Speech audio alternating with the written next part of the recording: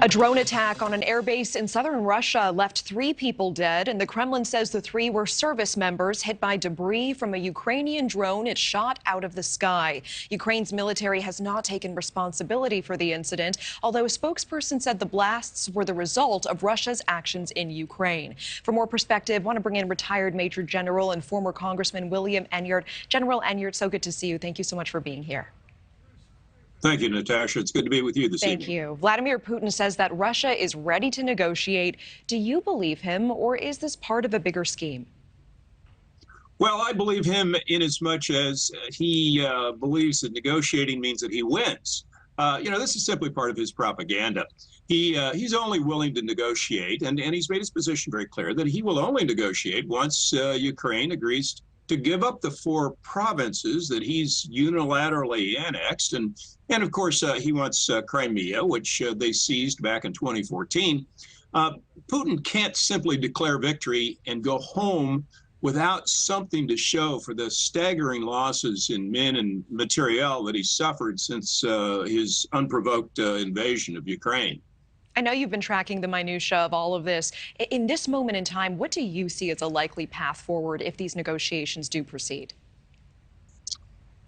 Well, I don't believe that negotiations are going to proceed until Putin realizes that he's not going to win this war and the Ukrainians aren't going to give up, and we're not going to stop helping the Ukrainians in this unprovoked act of aggression on his part. Ukraine at the very beginning was so outgunned and outnumbered, but they have fought back in defending their homeland. And so at this point, and of course, President Biden and the EU and NATO has made it very clear that there will be no negotiations without Ukraine at the table. So with Ukraine now pushing back the Russian invasion, I think it's going to require Putin to realize that he can't win this war. Okay, I appreciate that. Meanwhile, let's talk about the reports from today that a Ukrainian drone made it hundreds of miles into Russian airspace and exploded at a major staging point for bombers. It's the second time that base has been hit this month. Does that mean, what does it mean, rather, that Ukraine is seemingly able to attack inside of Russia and that Russia is not able to quickly patch the holes in its air defenses? Well, it means that Russia is going to have to devote more assets to defending their military forces deep in Russia from a Ukrainian response. Russia, up until now, has had a relatively free hand in launching cruise missiles and drones from inside their own airspace against Ukraine.